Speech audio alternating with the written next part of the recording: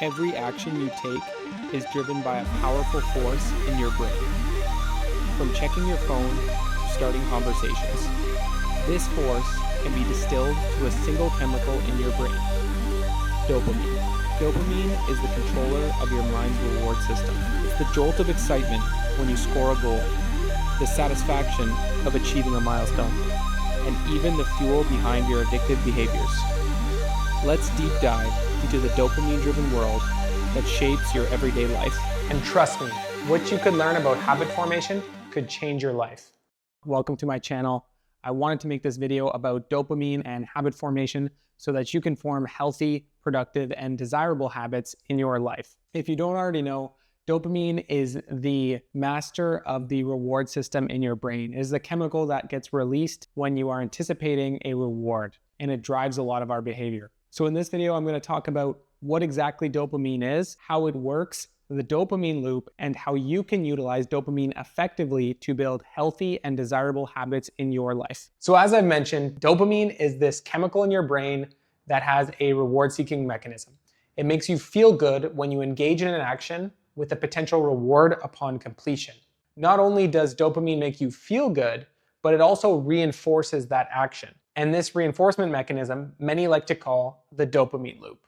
So what exactly is the dopamine loop? Well, it goes something like this. First, you see something, an action with a potential reward at the end. That is called your cue. From there, dopamine is released in your brain to get you to take the action. Third, you take the action. Fourth, you get the reward from taking the action. And fifth, your brain reinforces this behavior and starts to form a habit. Now let's give an example that makes a lot of sense. One of the most common examples of the dopamine loop in action is with social media. First, you get a notification on your phone. That is your cue. You open up your social media app, dopamine is released in your brain, and it's trying to drive you to take action. You want to see what the notification is, you want to see what's happening on the social media network. Third, you open the app and you scroll through social media. Fourth, you get the stimulation of the images, the notifications, the likes, the positive reinforcement, all this content on the social media, and that's your reward. And fifth, you're reinforcing a habit, and now every time you see a notification, you feel ever more urge to open up that social media app.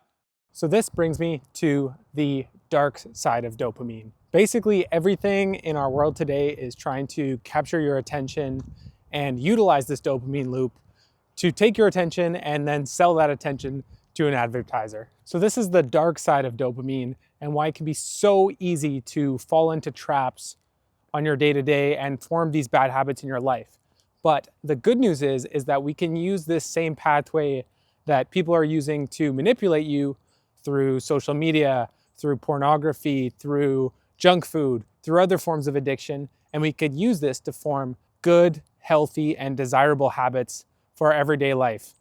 Exercising, eating healthy, having a good relationship with your family or your spouse or whoever. Many people get caught in these dopamine traps by social media companies or whoever else. And what they basically do is they keep your dopamine system in overdrive all the time.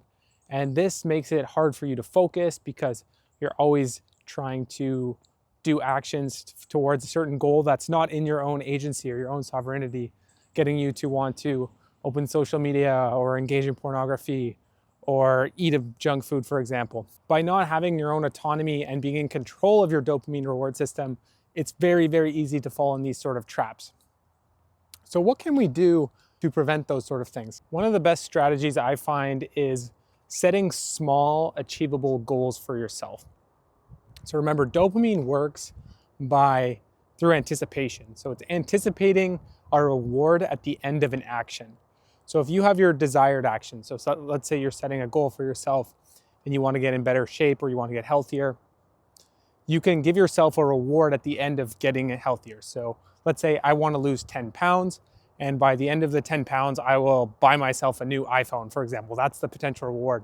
So by setting that goal, you get the dopamine rush or little hits of dopamine when you go work out or go for a walk or eat a healthier food, because you know that there's a potential reward at the end of those actions. Now, the best case is to break those goals down as small as possible and give you micro rewards and ones that are also in your best interest financially or healthily or for your relationships, for example. This brings me to the second strategy, which is practicing delayed gratification. So if you can start training your brain to not wanting those immediate rewards, so rather than a quick sugar spike or a quick hit of dopamine by checking social media, start engaging in longer term or delayed gratification by looking for behaviors that have extended benefits. So for example, there is a benefit of eating a cupcake now and you'll feel great and it'll taste great, but there's also a great benefit in having an amazing physique and feeling great when you wake up. And that's a much longer term goal.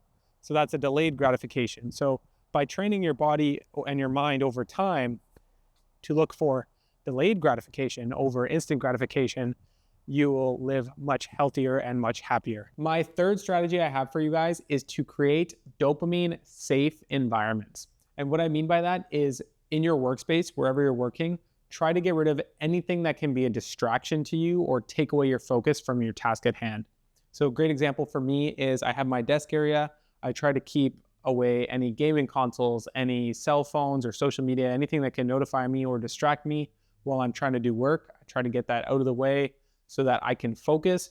Avoiding those sort of dopamine loop traps requires a lot of willpower and is very mentally draining. So to the degree possible where you don't have to rely on your willpower will help you tremendously. Well, that's all I have for you guys for this video. If you found this video helpful or learned anything valuable, please leave a like and a comment down below, and I'll catch you guys next time.